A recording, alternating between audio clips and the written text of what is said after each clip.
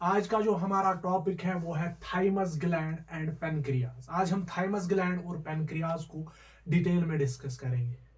तो पहले हम थाइमस ग्लैंड को पढ़ेंगे, उसके बाद हम पेनक्रियाज पे आएंगे। तो अगर हम देखेंगे ना, ये जो थाइमस ग्लैंड है ना, इसकी लोकेशन कहाँ पे होती है, ये बॉडी के अंदर कहाँ पे होता है। हमारे हार्ट से निकलती है एक आर्टरी, बड़ी आर्टरी, जिसको हम बोलते हैं आयोटा। क्या बोलते हैं? आयोटा।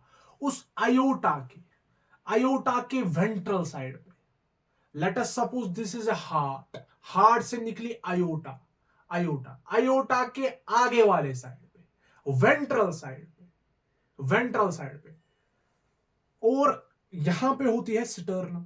स्टर्नम होती है तो स्टर्नम के पीछे होगा, dorsal side of the sternum, ventral of the iota. It is located behind the sternum.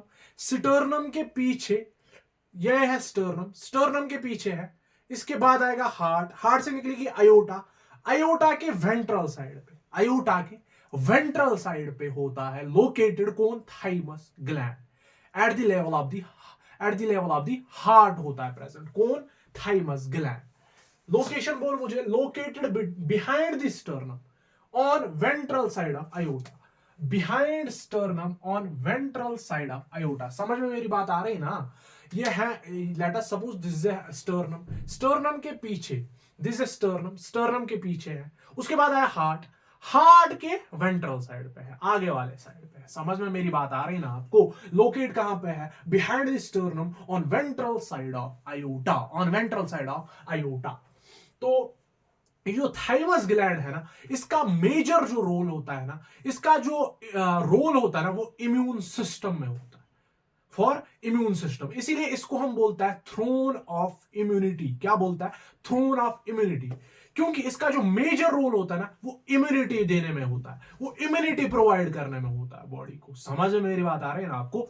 हमारे बॉडी के अंदर लिम्फोसाइट्स होते हैं, जो टाइप्स होते हैं डब्ल्यूबीसीज के। क्या होता है? डब्ल्यूबीसीज। Let us, these are the lymphocytes. जो टाइप्स है किसके? डब्ल्यूबीसीज के। दो तरह के लिम्फोसाइट्स होते हैं हमारे पास। एक होता है टी लिम्फोसाइट, दूसरा होता है बी लिम्फोसाइट। होता क्या है, ये जो थाइमस ग्लैंड है, ये एक पेप्टाइड हार्मोन सिक्रीट करता है। क्या करता है? पेप्टाइड हार्मोन सिक्रीट करता है। उस हार्मोन का हम नाम देते हैं थाइमोसिन। उस हार्मोन का नाम है थाइमोसिन। ये क्या है? पेप्टाइड हार्मोन है। क्या है? पेप्टाइड हार्मोन है। Plays major role in the development of the immune system. ये जो थाइमस ग्लैंड है, थाइमोसिन है, ये किस में मेजर रोल दिखाएगा? किस में दिखाएगा? थाइमस ग्लैंड किस में मेजर रोल दिखाएगा? इम्यून सिस्टम को डेवलप करने में, इम्यून सिस्टम डेवलपमेंट में मेजर रोल प्ले करता है। कौन सा ग्लैंड? Thymus gland. तो हमारे पास दो तरह के लिम्फोसाइट्स होता है, एक होता है टी लिम्फोसाइट्स, दूसरे होता है बी लिम्फोसाइट्स। एक होता है टी लिम्फोसाइट्स, दूसरे होता है बी लिम्फोसाइट्स। होता क्या है, हमारे बॉडी के अंदर दो तरह की इम्यूनिटीज होते हैं। कितने तरह के इम्यूनिटीज होते हैं? दो तरह के इम्यूनिटीज होते हैं। वो इम्यूनिटी जो टी लिम्फोसाइट देगा ना, वो इम्यूनिटी जो टी लिम्फोसाइट्स की वजह से होगा, जो टी लिम्फोसाइट्स की वजह से होगा, उसको हम बोलते हैं सेल मीडिएटेड इम्यूनिटी। क्या बोलता है? Cell mediated immunity. वो इम्यूनिटी जो बी लिम्फोसाइट्स की वजह से होगा, उसको हम बोलते हैं एंटीबॉडी मीडिएटेड इम्यूनिटी, या हम बोलते हैं हिमोरल इम्यूनिटी। क्या बोलता है? हिमोरल इम्यूनिटी या एंटीबॉडी मीडिएटेड इम्यूनिटी। इसमें क्या होता है, ये जो टी लिम्फोसाइट्स है ना, हमारे बॉडी के अंदर क्या हुआ? पैथोजन घुस गया, बॉडी के अंदर गया पैथोजन। तो पैथोजन को मारना है। हमारे बॉडी में दो तरह की इम्यूनिटीज है, पैथोजन को मारना है। पैथोजन को डायरेक्टली टी लिम्फोसाइट मारेगा, किल करेगा टी लिम्फोसाइट। उस इम्यूनिटी को हम बोलते हैं सेल मीडिएटेड इम्यूनिटी। वो किसकी वजह से होती है? थाइमस ग्लैंड की वजह से होती है। और उनकी डिफरेंशिएशन, उनकी मैचुरेशन कहां पे होती है टी लिम्फोसाइट्स की? वो होती है थाइमस ग्लैंड में। इसीलिए इसको हम बोलते हैं टी लिम्फोसाइट्स। यहां पे बोलता है बी लिम्फोसाइट्स, क्योंकि मैचुरेशन कहां हुई? बोन मैरो के अंदर डिफरेंशिएशन और मैचुरेशन हुई किसकी? बी लिम्फोसाइट्स की। और इस इम्यूनिटी को यहां पे क्या होता है? बी लिम्फोसाइट एक एंटीबॉडी, एक प्रोटीन बनाता है। वो प्रोटीन किल करता है पैथोजन को। वो बनाएगा, क्या बनाएगा? वो बनाएगा एंटीबॉडी, वो बनाएगा प्रोटीन। वो प्रोटीन किल करेगा एंटीजन को, वो प्रोटीन किल करेगा एंटीजन को, और उस इम्यूनिटी को हम बोलता है हिमोरल इम्यूनिटी। क्या बोलते हैं हम? हिमोरल इम्यूनिटी, या हम बोलते हैं उसको एंटीबॉडी मीडिएटेड इम्यूनिटी, क्योंकि ये एंटीबॉडी से मीडिएटेड है। समझ में मेरी बात आ रही है ना? इसमें एंटीबॉडीज बनती है, वही एंटीबॉडीज पैथोजन को किल करता है। कितने तरह की इम्यूनिटीज है? 2 तरह की इम्यूनिटीज। अब ये जो थाइमोसिन है ना, थाइमोसिन, ये मेजर रोल प्ले करता है सेल मीडिएटेड इम्यूनिटी को प्रोवाइड करने में। It plays a major role in the cell mediated immunity. किसकी वजह से होती है? थाइमोसिन क्या करता है? Thymosin cell mediated immunity provide करता है। इन एडिशन ये हिमोरल इम्यूनिटी भी प्रोवाइड करेगा। इन एडिशन ये हिमोरल इम्यूनिटी भी प्रोवाइड करेगा। मगर जो मेजर फंक्शन होता है, जो मेजर रोल होता है, वो किस में होता है? सीएमआई प्रोड्यूस करने में, प्रोवाइड करने में। सीएमआई का मतलब cell mediated immunity, cell mediated immunity. तो हमने पढ़ा कि लोकेशन कहां पे है, हमने पढ़ा मेजर रोल होता है इम्यून सिस्टम में, और हार्मोन सिक्रीट करेगा पेप्टाइड हार्मोन जिसका नाम है थाइमोसिन। थाइमोसिन हमारे पास लिम्फोसाइट्स होता है जो कि टाइप होता है डब्ल्यूबीसीज के टी लिम्फोसाइट्स, बी लिम्फोसाइट्स होता है। टी लिम्फोसाइट्स की वजह से जो इम्यूनिटी होगी हम बोलते हैं उसको cell mediated immunity. Cell mediated immunity वो कौन प्रोवाइड करता है? Thymosin hormone. कौन सा हार्मोन? थाइमोसिन हार्मोन या थाइमस ग्लैंड। इसको हम बोलते हैं एंटीबॉडी मीडिएटेड इम्यूनिटी, जो बी लिम्फोसाइट्स की वजह से होगा, जिसमें एंटीबॉडीज बनती है, जिसमें प्रोटीन्स बनता है। वही प्रोटीन्स, वही एंटीबॉडीज पैथोजन को किल करता है। समझ में मेरी बात आ रही है ना आपको? इसने क्या प्रोवाइड किया? थाइमोसिन ने cell mediated immunity. In addition ये भी प्रोवाइड करता है, बट मेजरली कौन करता है? Cell mediated. अब को क्या होता है, ये जो थाइमस ग्लैंड है ना, जो ही ओल्ड एज में बंदा पहुंच जाता है ना, ये जो अडल्टहुड के बाद ये जो थाइमस ग्लैंड है ना, इसका साइज कम होता जा रहा है, ये डिक्रीज होता है साइज में, इसका साइज रिड्यूस होता है। विद द एज इसका साइज क्या होगा? रिड्यूस होगा। अब क्या होगा? अगर इसका साइज रिड्यूस होगा एज, तो इसके अंदर जो हार्मोन निकलना था वो कौन सा हार्मोन था? थाइमोसिन। वो थाइमोसिन का प्रोडक्शन कम होता है, वो थाइमोसिन कम बनता है। थाइमोसिन नहीं बनेगा तो थाइमोसिन क्या करता था? सेल मीडिएटेड इम्यूनिटी देता था। अब ये सेल मीडिएटेड इम्यूनिटी नहीं देगा, सेल मीडिएटेड इम्यूनिटी खत्म हो जाएगी। सेल मीडिएटेड इम्यूनिटी नहीं है तो जो ओल्ड पर्सन होता है, जो बूढ़े होते हैं, उनके अंदर क्या होती है? सेल मीडिएटेड इम्यूनिटी नहीं पाई जाती है। इसीलिए वो मोर प्रोन होता है किसको? इन्फेक्शन के लिए। उनके लिए जो इन्फेक्शियस एजेंट्स होते हैं ना, वो जल्दी इन्वेड करते हैं, क्योंकि उनके अंदर, उनमें क्या होता है? सेल मीडिएटेड इम्यूनिटी नहीं पाई जाती है, उसमें सेल मीडिएटेड इम्यूनिटी नहीं पाई जाती है। मैंने क्या बोला? ये कौन सा ऐसा ग्लैंड है जो एज के साथ रिड्यूस होता है साइज? आप बोलोगे थाइमस ग्लैंड, थाइमस ग्लैंड। अब थाइमोसिन नहीं बना तो सेल मीडिएटेड इम्यूनिटी नहीं रही, सेल मीडिएटेड इम्यूनिटी नहीं रही तो उसमें क्या होगा? जो 50% ऑफ द इम्यूनिटी ही खत्म हो गई तो वो मोर प्रोन होता है टू द इन्फेक्शंस। ये थाइमस ग्लैंड का एनसीईआरटी ने इतना ही थाइमस ग्लैंड में लिखा है। हम बोलता है थाइमस ग्लैंड लोकेटेड होता है behind the sternum on the ventral side of the aorta, plays major role in the development of the immune system, secretes peptide hormone known as thymosin. Lymphocytes, 2 तरह की immunity, cell mediated immunity, humoral immunity. Cell mediated immunity and humoral immunity. तो ये था thymus gland. इसके बाद thymus gland आपको समझ में आया होगा, बहुत इंपॉर्टेंट हार्मोन है थाइमोसिन, जो कि इम्यूनिटी प्रोवाइड करता है। कौन सा ग्लैंड था? Thymus gland. अब हम आएंगे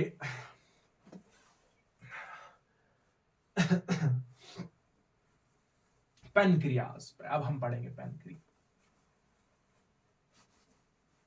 तो मुझे बोल, thymus gland location behind the sternum on the ventral side of the aorta, किसमें मेजर रोल प्ले करता है? इम्यून सिस्टम में। 2 तरह की immunity, cell mediated immunity and humoral immunity, cell mediated immunity and humoral immunity. Cell mediated immunity is given by T lymphocytes. उन T lymphocytes की maturation और differentiation कहां पे होती है? बोल मुझे, मैचुरेशन और डिफरेंशिएशन कहां पे होती है? थाइमस ग्लैंड में। कहां पे? थाइमस ग्लैंड में। अब थाइमस ग्लैंड को ही बाहर निकालोगे तो सेल मीडिएटेड इम्यूनिटी नहीं रहेगी, सेल मीडिएटेड इम्यूनिटी नहीं रहेगी। समझ में मेरी बात आई ना? अब हम पढ़ेंगे इसके बाद पैनक्रियाज। पैनक्रियाज आपको पता है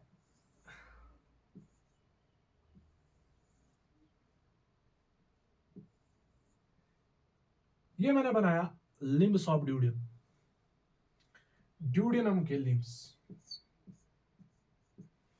इसकी अगर आप लोकेशन देखोगे ना कहां पे होता है, ये ड्यूडियनम के लिम्ब्स है, लिम्ब्स ऑफ ड्यूडियनम। ड्यूडियनम के लिम्ब्स के बीच में एक लीफ लाइक स्ट्रक्चर होता है। क्या होता है? लीफ लाइक स्ट्रक्चर होता है।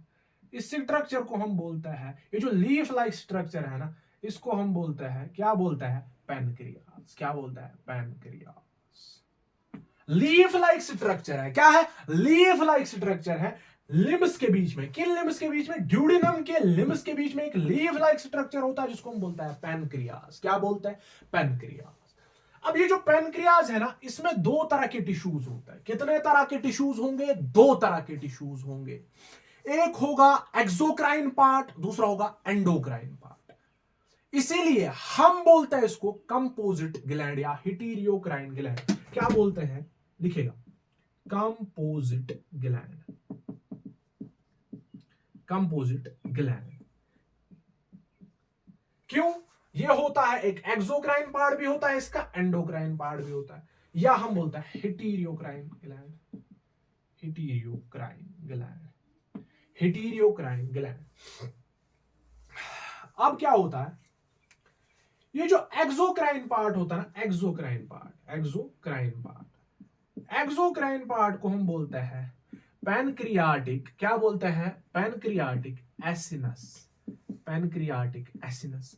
जो एंडोक्राइन पार्ट होता है ना, दो पार्ट्स होते थे ना, एक होता था एक्सोक्राइन पार्ट, दूसरा होता था एंडोक्राइन पार्ट।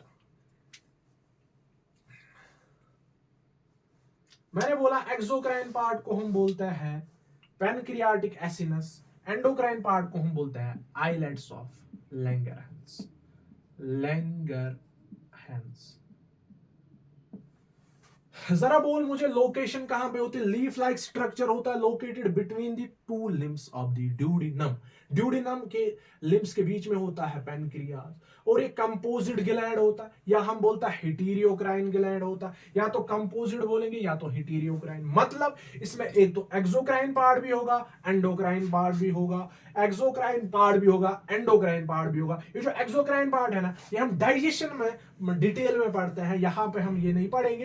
ये जो एक्सोक्राइन पार्ट है इसको हम बोलते हैं पैनक्रियाटिक एसिनस। ये जो पैनक्रियाटिक एसिनस है ना, ये सिक्रीट करता है पैनक्रियाटिक जूस। क्या करेगा? Secrete pancreatic juice. ये पैनक्रियाटिक जूस या पैनक्रियाटिक एंजाइम्स यहां से डक्ट के थ्रू कहां पे ले जाता है? ड्यूडिनम में।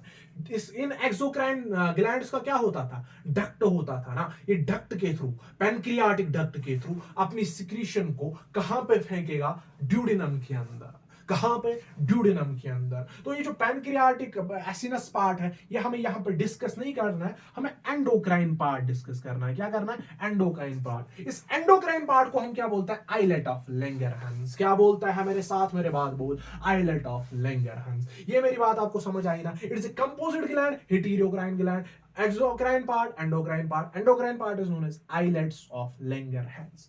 Islets of Langerhans. Islets of Langerhans.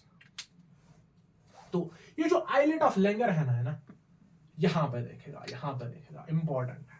Islet of Langerhans, islet of Langerhans, endocrine part, islets of Langerhans, islet of, क्या बोलेगा? Islet of Langerhans, Langerhans, Langerhans. इसमें तीन तरह के सेल्स होते हैं। कितने तरह के सेल्स होते हैं? तीन तरह के सेल्स होते हैं। Alpha cell, beta cell and delta cell. Delta cell, इसमें और एक तरह की सेल्स होता है जिसको हम बोलते हैं एफ सेल, मगर वो एनसीईआरटी ने नहीं लिखी है, ये भी एनसीईआरटी ने नहीं लिखी है। ये दो एनसीईआरटी ने इंपॉर्टेंट दो सेल्स लिखे हैं, alpha cell and beta cell. Delta cell भी नहीं लिखी है, मगर मैं इसको थोड़ा बहुत टच करूंगा। Islets of Langer. अब ये जो एक्सोक्राइन पार्ट था ना, इसको हम बोलते थे पैनक्रियाटिक एसिनस। ये एक्सोक्राइन पार्ट होता था 99%। कितना होता है? 99%, 98 to 99% होता है एक्सोक्राइन। ये जो आइलेट ऑफ लैंगर है ना, ये होता है 1 to 2%, 1 to 2%। और इसमें कितने सेल्स होता है? 1 to 2 million, 1 to 2 million islet of Langerhans होता है। कहां पे? पैनक्रियाज में कितने आइलेट ऑफ लैंगरहन है? 1 to 2 million islets of the Langerhans पाए जाते हैं किसमें? पैनक्रियाज में। और इस आइलेट ऑफ लैंगरहन में कितने तरह के सेल्स होते हैं? 3 तरह के cells, alpha cell, beta cell and delta cell. ये जो अल्फा सेल है ना, ये एक हार्मोन सिक्रीट करेगा, बीटा सेल एक हार्मोन सिक्रीट करेगा, डेल्टा सेल एक हार्मोन सिक्रीट करेगा। ये जो अल्फा सेल है ना, ये हार्मोन सिक्रीट करता है, उसको हम बोलते हैं glucagon, glucagon. Beta cell secretes insulin, it secretes somatostatin, pancreatic somatostatin, pancreatic somatostatin. जरा बोल, एंडोक्राइन पार्ट को हम बोलते हैं islet of Langerhans. Islet of Langerhans कितने होता है पैनक्रियाज में? 1 to 2 मिलियन। कितने होता है? 1 to 2 मिलियन। कितने होते हैं? 1 to 2 मिलियन। ये होता है 1 to 2% part of the endo pancreas, 1 to 2% of the pancreas. इसमें कितने तरह के सेल्स है? 3 तरह के सेल। मुझे वो अल्फा सेल आपने नाम सुना है, बीटा सेल आपने नाम सुना है, डेल्टा सेल आपने नाम सुना है। अल्फा सेल सिक्रीट करता हार्मोन ग्लूकागॉन, नाम सुना है क्या? बीटा सेल सिक्रीट करेगा इंसुलिन, क्या करेगा? इंसुलिन। उसके बाद delta cell secrete somatostatin, pancreatic somatostatin. मुझे बोल, alpha cell, beta cell, delta cell किसमें है? आइलेट ऑफ लैंगरहन में। आइलेट ऑफ लैंगरहन में कितने तरह के सेल्स हैं? 3 तरह के सेल्स हैं। कितने तरह के सेल्स हैं? 3 तरह के सेल्स हैं। तो मैंने बोला 3 तरह के सेल्स हैं। मुझे बोल, alpha cell, beta cell, delta cell, alpha cell, beta cell, delta cell, alpha cell, beta cell, delta cell. तो अब हम क्या करेंगे? अब हम इस ग्लूकागॉन को स्टडी करेंगे। पहले ये जो हार्मोन ग्लूकागॉन है ना, इसको पहले स्टडी करेंगे, उसके बाद इंसुलिन को। और ये जो पैनक्रियाटिक सोमैटोस्टैटिन है, इसमें थोड़ा एक पॉइंट हमें लिखना है, बस बाकी कुछ नहीं इसमें स्टडी करना हमें। तो पहले हम ग्लूकागॉन को उठाएंगे, फिर इंसुलिन को उठाएंगे। तो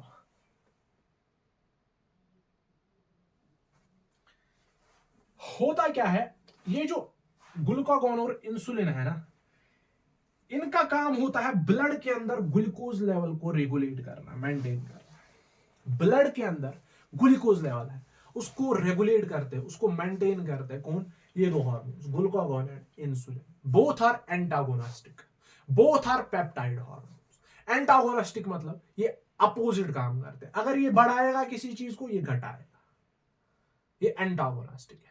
समझ में मेरी बात आ रही है? और बोथ आर पेप्टाइड हार्मोन्स, दोनों पेप्टाइड हार्मोन्स होता है। और इसकी जो ग्लूकागॉन की आदत होती है ना, इसकी एक आदत है। क्या है आदत? ये ब्लड ग्लूकोज लेवल बढ़ाता है। ब्लड के अंदर ग्लूकोज लेवल बढ़ाएगा। कौन बढ़ाएगा? ग्लूकागॉन। उसको हम बोलते हैं हाइपरग्लाइसीमिक हार्मोन। हाइपरग्लाइसीमिक हार्मोन मतलब, हाइपर मतलब बढ़ाएगा, ग्लाई मतलब ग्लूकोज, इमिक मतलब ब्लड। ब्लड के अंदर ग्लूकोज लेवल को बढ़ाएगा। कौन बढ़ाएगा? ग्लूकागॉन। ग्लूकागॉन की एक आदत है, आपको याद रखना है, ग्लूकागॉन की एक आदत है। क्या आदत है? हाइपरग्लाइसीमिया करता है, ब्लड के अंदर ग्लूकोज लेवल बढ़ाता है। चाहे कहीं से भी इसको ग्लूकोज मिले, ये ब्लड के अंदर फेंकता है, ब्लड के अंदर ग्लूकोज लेवल बढ़ाता है।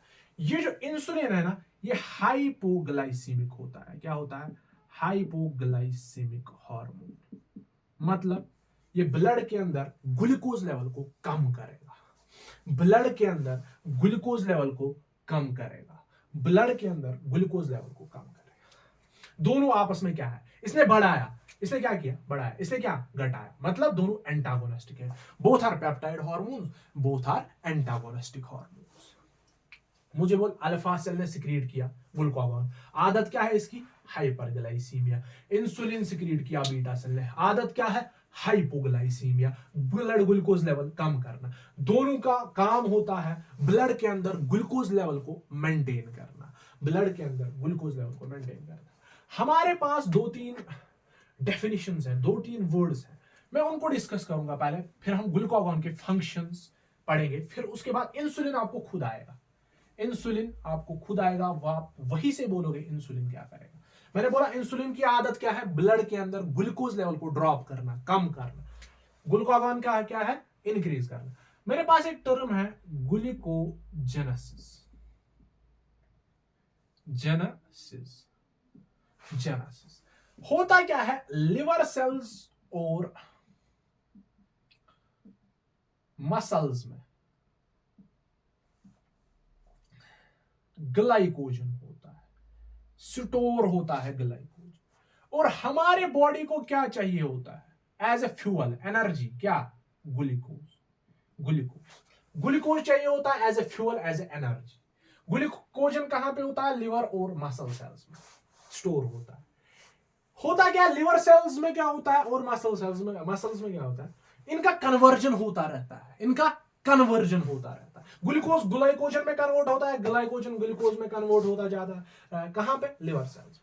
अब क्या है, उसके बाद हम ग्लूकागॉन के फंक्शंस डिस्कस करेंगे, पहले ये टर्म्स हम देखेंगे। ग्लाइकोजेनेसिस, जेनेसिस का मतलब है बनना, जेनेसिस का मतलब फॉर्मेशन, जेनेसिस का मतलब फॉर्मेशन। क्या बनेगा, जो आगे लिखा है वही बनेगा। आगे लिखा है ग्लूको मतलब ग्लूकोज, इसका मतलब है formation of glucose, formation of glucose from the glycogen, glycogen से बना ग्लूकोज, ग्लाइकोजन से बना ग्लूकोज। हम इस प्रोसेस को हम बोलते हैं ग्लूकोजेनेसिस। क्या बोलते हैं, ग्लूकोजेनेसिस। समझ हो या, समझ में मेरी बात आ रही ना। जेनेसिस का मतलब फॉर्मेशन, ग्लूकोज बना ग्लाइकोजन से।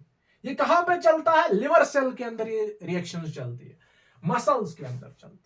तो ग्लूकोज कन्वर्ट हुआ ग्लाइकोजन में, ना ग्लाइकोजन कन्वर्ट हुआ ग्लूकोज में, हम क्या बोलते हैं, ग्लूकोजेनेसिस, ग्लूकोजेनेसिस। अब क्या है, ग्लाइकोजेनेसिस, ग्लाइकोजेनेसिस।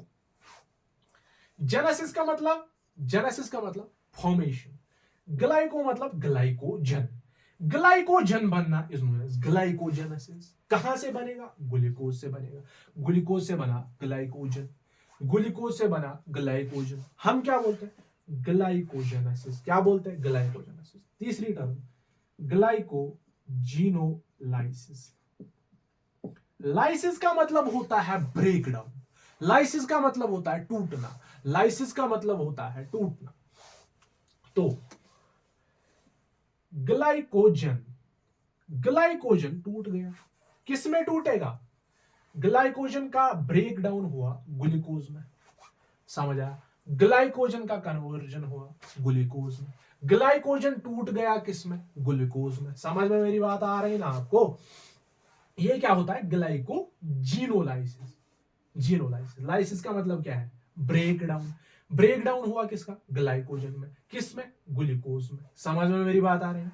अब है ग्लूकोनियोजेनेसिस। होता क्या है, ग्लूकोज ग्लाइकोजन से बनना इज नोन एज ग्लूकोजेनेसिस। अब क्या होगा, ये तो है ग्लूको ही, जेनेसिस का मतलब फॉर्मेशन, नियो का मतलब किसी नए सोर्स से, मतलब नॉन कार्बोहाइड्रेट सोर्स से।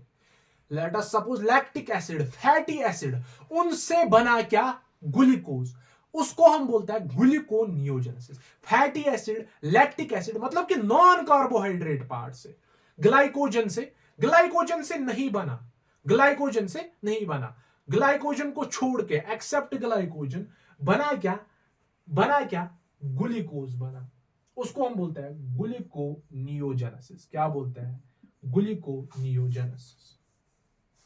उसके बाद लिपोलिसिस, लिपोलिसिस का मतलब है लिपिड का ब्रेकडाउन, लिसिस का मतलब है टूटना, ब्रेक होना, लिपिड ब्रेक होना इज नोन एज लिपोलिसिस।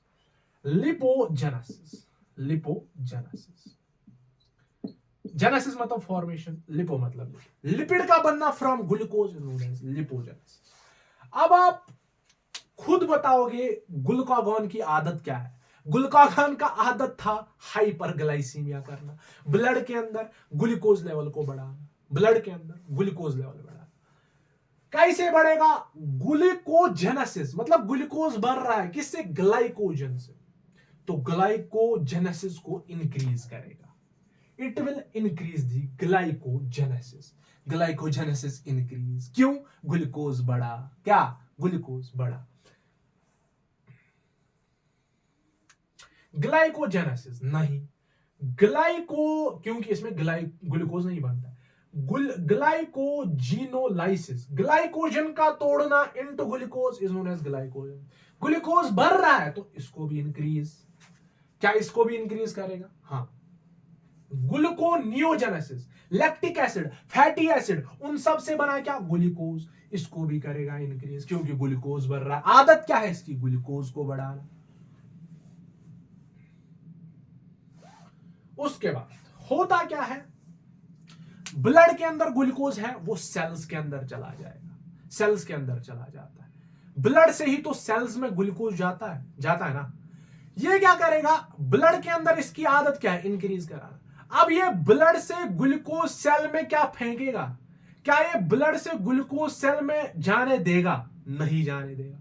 ये इनहिबिट करेगा cellular uptake, cellular Uptake inhibit करेगा। ये ब्लड से ग्लूकोज नहीं फेंकेगा कहां? सेल्स के अंदर। It will inhibit the blood glucose cellular Uptake, glucose cellular Uptake को ये इनहिबिट करेगा। कौन? ग्लूकागॉन। ये फंक्शन किसका था? ग्लूकागॉन का। ग्लूकागॉन क्या करता था? ग्लूकोज लेवल, ग्लूकोजेनेसिस बढ़ाएगा, ग्लाइकोजिनोलाइसिस बढ़ाएगा, ग्लूकोनियोजेनेसिस बढ़ाएगा। समझ में मेरी बात आ रही ना? और होता क्या है? उसके बाद आप इंसुलिन खुद बोलोगे। अब आप इंसुलिन खुद बोलोगे। फंक्शंस आपने पढ़े किसके? ग्लूकागॉन के, क्या करता है क्या नहीं करता है। उसके बाद आप इंसुलिन बोलोगे। इंसुलिन क्या करेगा? ब्लड के अंदर ग्लूकोज लेवल ड्रॉप करेगा। उसकी आदत क्या है? उसका काम क्या है? हाइपोग्लाइसीमिया करना। हाइपोग्लाइसीमिया करेगा, उसका मतलब ब्लड के अंदर काम करेगा, ब्लड के अंदर काम करेगा। ब्लड से सेल के अंदर ग्लूकोज जाएगा कि नहीं जाएगा? जाएगा, क्योंकि ब्लड के अंदर इसको काम करना है। Cellular uptake, cellular utilisation increase होगा, cellular uptake, cellular utilisation increase होगा। अभी हम इन दोनों का फिर कंपैरिजन करेंगे। आप खुद इंसुलिन का बोलोगे। सेल्यूलर अपटेक क्या करेगा? इंक्रीज करेगा, क्योंकि ब्लड के अंदर इसको क्या करना है? ग्लूकोज लेवल को कम करना है, ग्लूकोज लेवल को कम करना है। क्या ये ग्लाइकोजेनेसिस को इंक्रीज करेगा कि डिक्रीज करेगा? डिक्रीज करेगा। ग्लाइकोजिनोलाइसिस को क्या करेगा?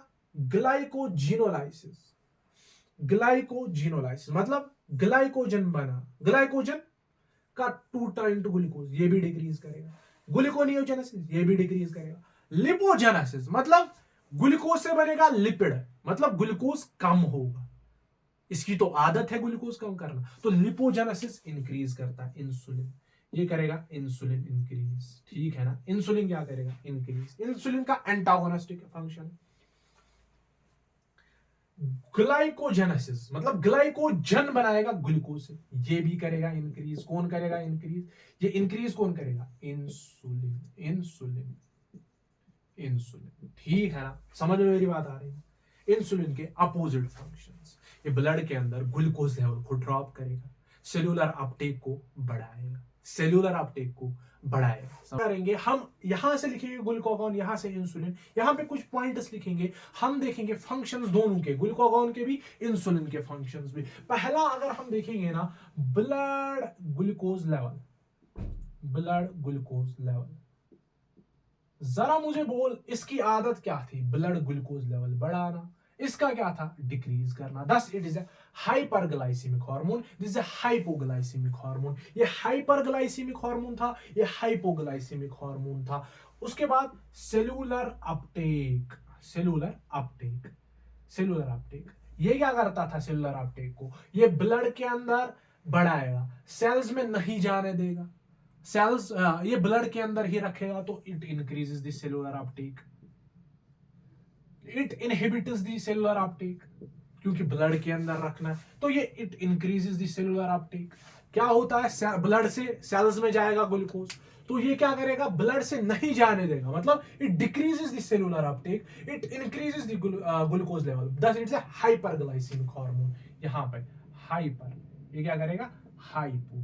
समझ में मेरी बात आ रही ना, हाइपर हाइपो। उसके बाद सेलुलर अपटेक, ये क्या करेगा, डिक्रीज, ये क्या करेगा, इंक्रीज। उसके बाद ग्लूकोजेनेसिस, ग्लूकोजेनेसिस का मतलब ग्लूकोज बना, कहां से बना, ग्लाइकोजन से बना। ग्लूकोज बनेगा तो ये इंक्रीज करेगा, क्योंकि इसकी आदत है ग्लूकोज को इंक्रीज करना। उसके बाद इंसुलिन, इंसुलिन का आदत है कम करना, तो ये कम करेगा।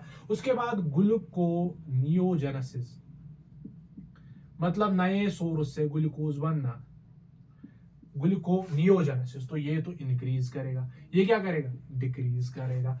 ये उसके बाद ग्लाइकोजेनेसिस, ग्लाइकोजेनेसिस, ग्लाइकोजन बनेगा ग्लूकोज से, मतलब ग्लूकोज लेवल कम हो रही है, ये नहीं चाहेगा ग्लूकोज लेवल कम होना, मतलब ये इसको डिक्रीज करेगा, ये क्या करेगा, इंक्रीज करेगा। उसके बाद लिपोजेनेसिस, लिपोजेनेसिस मतलब लिपिड बनेगा ग्लूकोज से, तो ये इसको इनहिबिट करेगा, ये क्या करेगा, इंक्रीज, क्योंकि लिपिड बन रहा है ग्लूकोज से, तो ग्लूकोज कम हो रहा है, तो इसकी तो आदत है ग्लूकोज कम करना इंसुलिन की, समझ में आ रहा ना, लिपोजेनेसिस को इंक्रीज करेगा। जरा मुझे बोल, अल्फा सेल से सिक्रीट हुआ ग्लूकागॉन हार्मोन, अल्फा सेल से सिक्रीट हुआ ग्लूकागॉन हार्मोन, बीटा सेल से सिक्रीट हुआ इंसुलिन हार्मोन, तो ये क्या करता है, हाइपरग्लाइसीमिया करेगा, ब्लड के अंदर ग्लूकोज लेवल को बढ़ाएगा, ये घटाएगा। ये क्या करता है, सेलुलर अपटेक को डिक्रीज करता है, ये क्या करता है, इंक्रीज करता है सेलुलर अपटेक को, क्योंकि ब्लड के अंदर कम करना है, ब्लड से सेल में फेंकेगा, तो it increase cellular Uptake. Glucogenesis increase करेगा, ये तो डिक्रीज करता है। ग्लूकोनियोजेनेसिस मतलब नए नॉन कार्बोहाइड्रेट सोर्स से ग्लूकोज बन रहा है, तो ये तो बढ़ाएगा, ये क्या करेगा, डिक्रीज। ग्लाइकोजन बन रहा है ग्लूकोज से, मतलब ग्लूकोज लेवल क्या होगी, कम होगी, मतलब ये नहीं चाहेगा, ये डिक्रीज करेगा इसको, ये क्या करेगा, इंक्रीज करेगा। लिपोजेनेसिस, ये डिक्रीज करेगा, ये इंक्रीज करेगा, क्योंकि लिपोजेनेसिस होता क्या है, लिपिड बनना फ्रॉम ग्लूकोज, तो ये ग्लूकोज कम कर रहा है, तो ये नहीं होने देगा, ये इसको डिक्रीज करेगा, ये क्या करेगा, इंक्रीज करेगा। अब वो ग्लूकागॉन का भी फंक्शन समझ आया, इंसुलिन का भी फंक्शन समझ कि इंसुलिन क्या करता है, हाइपोग्लाइसीमिया करता है, ब्लड के अंदर ग्लूकोज लेवल कम करता है। तो अगर इंसुलिन का सिक्रीशन कम हुआ, let us suppose hyposecretion of insulin हुआ, हाइपोसिक्रीशन ऑफ इंसुलिन, इंसुलिन का सिक्रीशन कम हुआ किसी भी कारण से, let us suppose beta cell से जो इंसुलिन निकलता था, बीटा सेल डैमेज हो गई, बीटा सेल जब डैमेज हो जाएगी वहां से इंसुलिन का लेवल कम होगा, या कोई भी कारण है जिसकी वजह से इंसुलिन का लेवल कम होगा, हाइपोसिक्रीशन ऑफ द इंसुलिन हुआ, उसकी वजह से क्या होगा, हाइपरग्लाइसीमिया होगा। क्या होगा, हाइपरग्लाइसीमिया मींस ब्लड के अंदर ग्लूकोज लेवल बढ़ जाएगा। क्यों, क्योंकि इंसुलिन इस ग्लूकोज लेवल को कम करता था। अब जब इंसुलिन ही कम है तो ब्लड के अंदर ग्लूकोज लेवल बढ़ेगा, हाइपरग्लाइसीमिया होगा। अगर ये हाइपरग्लाइसीमिया बहुत टाइम तक रहा, prolonged hyperglycaemia, prolonged hyperglycaemia is known as diabetes mellitus. क्या बोलते हैं हम भैया, डायबिटीज मेलाइटस। क्या हो जाएगा, डायबिटीज मेलाइटस हो जाएगा। ये जो डायबिटीज मेलाइटस होता है ना, डायबिटीज हमारे पास दो तरह की होती है, एक होता है इंसिपिडस, दूसरा होता है मेलाइटस। इंसिपिडस में क्या होता था, ड्यू टू एडीएच डेफिशिएंसी वो होता था, एंटी डायूरेटिक हार्मोन या वेसोप्रेसिन की वजह से क्या होता था, जब उसकी डेफिशिएंसी होती थी वहां पे डायबिटीज इंसिपिडस पाया जाता था। अब ये जो डायबिटीज मेलाइटस है ना, इसमें भी जो सिम्टम्स है, कुछ सिम्टम्स होता है कि इसमें यूरिन बाहर ज्यादा आता है, पॉलीयूरिया होता है, पॉलीफेजिया होता है। समझ में मेरी बात आ रही है ना आपको, डायबिटीज मेलाइटस में भी वो कंडीशंस आते हैं, पर इसमें दो इंपॉर्टेंट सिम्टम्स है जो उस डायबिटीज इंसिपिडस में नहीं होता है। पहला है ग्लाइकोशूरिया, ग्लाइकोशूरिया मींस ग्लूकोज इन यूरिन। दूसरा कीटोन्यूरिया, कीटोन्यूरिया का मतलब क्या है कीटोन बॉडीज बनते हैं, हार्मफुल कंपाउंड जिनको हम बोलते हैं कीटोन बॉडीज, वो कीटोन बॉडीज बनते हैं और यूरिन से बाहर निकलते हैं। समझ में मेरी बात आ रही ना? ग्लूकोज यूरिन से बाहर आएगा, दैट इज ग्लूकोशूरिया। समझ में मेरी बात आ रही ना? समझ में मेरी बात आ रही? क्या हुआ? Diabetes mellitus, glycosuria, ketonuria. समझ में मेरी बात आ रही? दो इंपॉर्टेंट सिम्टम्स है जो कि डायग्नोस्टिक सिम्टम्स है, जो कि कहां पे? डायबिटीज इंसिपिडस में नहीं होता है, डायबिटीज इंसिपिडस में नहीं होता है। क्या? ग्लाइकोशूरिया, कीटोन्यूरिया। और ये जो डायबिटीज मेलाइटस है ना, डायबिटीज जब हम कॉमनली बोलते हैं ना डायबिटीज, वो होता है, हम बोलते हैं डायबिटीज मेलाइटस के लिए हम यूज करते हैं। इसको ट्रीट कैसे किया जाता है? इंसुलिन थेरेपी दी जाती है, इंसुलिन थेरेपी दी जाती है। या मार्केट में कुछ ड्रग्स होता है जिसका मेन ड्रग जो हमारे पास अभी है मेटफॉर्मिन, हम देते हैं, मेटफॉर्मिन देते हैं, या तो हम इंसुलिन थेरेपी देंगे। कितने सिम्टम्स इंपॉर्टेंट है? दो, ग्लाइकोशूरिया एंड कीटोन्यूरिया। समझ में मेरी बात आ रही ना? कीटोन बॉडीज बनता है। Prolonged hyperglycaemia is known as diabetes mellitus. Hyposecretion, कम हुआ इंसुलिन का लेवल, कम हुआ, उसकी वजह से क्या होगा? Hyperglycaemia, prolonged hyperglycaemia is known as diabetes mellitus. Glycosuria होगा, कीटोन्यूरिया होगा। समझ में मेरी बात आ रही है? ग्लूकोज यूरिन से बाहर ना आएगा, कीटोन बॉडीज बनेंगे। समझ में मेरी बात आ रही है? अब होगा क्या? ये एब्सेंट होता है, absent in insipidus, absent in insipidus, diabetes insipidus में एब्सेंट। ये दो तरह के होते हैं, टाइप 1 डायबिटीज, टाइप 2 डायबिटीज। पर हमारे सिलेबस में वो नहीं है, हम वो डिस्कस नहीं करेंगे। टाइप 1 क्या होता है, टाइप 2 क्या होता है। एनसीईआरटी ने इतना ही लिखा है, प्रोलॉन्ग्ड हाइपरग्लाइसीमिया जिसको हम बोलते हैं डायबिटीज मेलाइटस, जिसमें इंपॉर्टेंट आता है ग्लाइकोशूरिया एंड कीटोन्यूरिया। तो ये था डायबिटीज मेलाइटस के बारे में। हमने पैनक्रियाज खत्म किया।